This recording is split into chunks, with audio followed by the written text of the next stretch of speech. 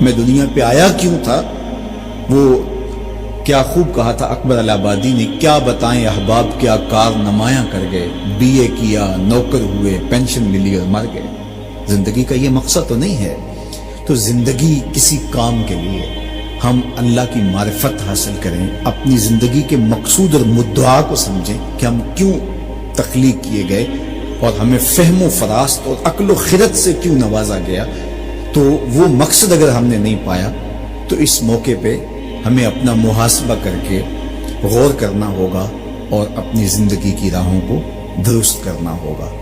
اللہ کے حضور رجوع کریں، سچی توبہ کریں۔ آج یہ تھوڑے سے حالات دگرگوں ہوئے اور موت آنکھوں کے سامنے رقص کرتی ہوئی نظر آئی۔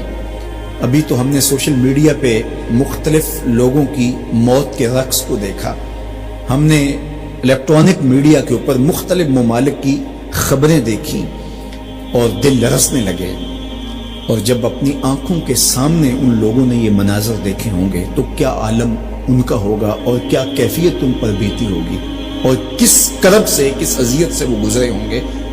اور ہزاروں انسانوں میں سے کوئی ایک شخص آغوش موت میں اترا اور اس کی سسکیاں اور آخری لمحے اس کی تڑپ اور اس کی بے چینیاں اور اس کے خاندان کی محرومیاں اور ان کی آنکھوں سے برستے ہوئے آنسو دل لرزا دیتے ہیں۔ تو ذرا 2 لمحوں کے لیے تصور کر لیجئے کہ اربوں انسان ہیں تو چند ہزار لوگ آغوش موت میں اترے تو ہمارا وجود لرزنے لگا۔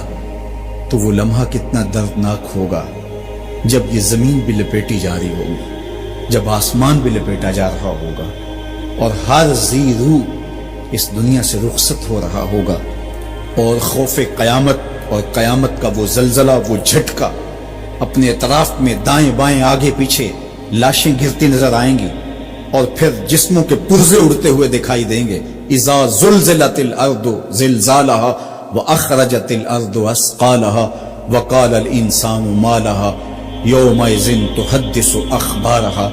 وہ داروگیر کے لمحے، وہ ایک خوفناک چنگھاڑ اور چیخ، وہ اتنا دردناک لمحہ ہوگا کہ ہول قیامت سے پیدا ہوتے ہوئے بچے کے بال سفید ہو جائیں گے۔ وہ اتنا دردناک لمحہ ہوگا۔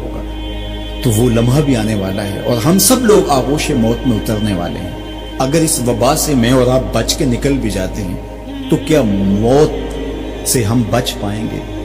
تو یہ ہمارے لیے ایک جھنجھوڑنے کا لمحہ ہے، ہمیں تنبیہ کی جا رہی ہے، یہ تازیانہ عبرت ہے ہمارے لیے، اور ہم اپنی آخرت کی بہتری کے لیے کوشش کر لیں اور دیکھیں کہ یہ لمحات زندگی کے اور یہ گھڑیاں جو آج ہمیں میسر ہیں، ایک وقت آئے گا یہ بھی میسر نہیں ہوں گے، اور اگر آج ہم نے عبرت حاصل نہ کی تو پھر سوائے ہاتھ ملنے کے کچھ نہیں ہوگا۔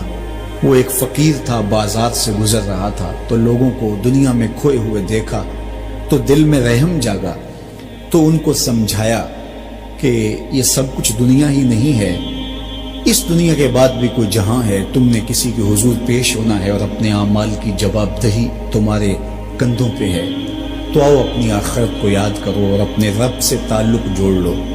لوگوں نے کہا جا بابا کام کر، تجھے کیا پتا کہ دنیا کی لذتیں کیا ہیں اور ہم کس کام کاج میں لگے ہیں، جا اپنا کام کر۔ وہ شخص دل برداشتہ ہو گیا، وہاں کھڑا ہو کے آنسو بہانے لگا۔ کوئی شخص گزرتا ہوا رکا تو اس نے ایک شخص کو روتے ہوئے دیکھا تو رک کے کہنے لگا کہ کسی نے تجھے تنگ کیا ہے، کسی نے تیرے اوپر کوئی زیادتی کی ہے، تم کیوں رو رہے؟ اس نے کہا کسی نے کوئی زیادتی نہیں کی، بس ان کے رویے نے رلا دیا۔ کہا کیا ہوا؟ کہا گزر رہا تھا، ان کو دنیا میں کھوئے ہوئے دیکھا، دل میں خیال جاگا کہ ان بندوں کی رب کی صلح نہ کروا دوں۔ تو کہا پھر کیا بنا؟ کہا وہ تو مان گیا تھا، یہی نہیں مانا۔ وہ تو کہتا تھا لے آ میری دہلیز پہ، میں سارے گناہ معاف کر دوں گا۔ التائب من الذنب کمن لا ذنب لہ، گناہ سے توبہ کرنے والا ایسا ہو جاتا ہے جس طرح اس نے گناہ کیا ہوا ہی نہیں۔ نامہ اعمال سے بھی گناہ مٹا دیے جاتے ہیں، فرشتوں کی یادداشتوں سے بھی محو کر دیے جاتے ہیں، اور گناہ جس جگہ پہ کیے زمین گواہ ہوتی ہے، ہاتھ پاؤں گواہ ہوتے ہیں، سب جگہوں سے محو کر دیے جاتے ہیں۔ اور گناہ سے توبہ کرنے والا ایسے ہوتا ہے جیسے اس نے ابھی ماں کے پیٹ سے جنم لیا۔ تو کہا وہ تو کریم ہے، سورج ابھی مغرب سے طلوع نہیں ہوا، رحمت کا در کشادہ ہے، توبہ کا دروازہ بند نہیں ہوا، تو میرا خیال تھا ان بندوں کی رب کی صلح کروا دوں۔ تو وہ تو مانتا تھا ہم تو مائل بکرم ہیں، کوئی سائل ہی نہیں، لیکن ان سے بات کی تو یہ نہیں مانے۔ خیر وقت گزر گیا، وہی شخص 2-1 دن کے بعد قبرستان کے قریب سے گزرا تو وہی فرد وہاں روتا ہوا پایا گیا۔ تو اس نے پھر اپنی گاڑی اپنی سواری روکی اور کہا بابا عجیب شخص ہے، بازاروں میں بھی روتا ہے، قبرستانوں میں بھی روتا ہے، آج کیا مسئلہ تجھے ہوا؟ کہا مسئلہ وہی میرا کل پرسوں والا ہے۔ کہا کیا ماجرا ہوا؟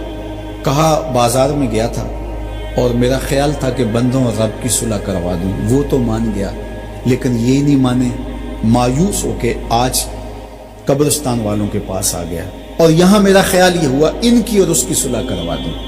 تو بڑی دلچسپی سے پوچھا کہ آج کیا بنا؟ کہا آج یہ مان گئے وہ نہیں مانتا۔ تو قبل اس سے کہ ہم مانیں، یا لیتنی قدمت لحیاتی، ہائے میں نے یہ زندگی آخرت کے لیے آگے بھیج دی ہوتی، لیکن وقت بیت چکا۔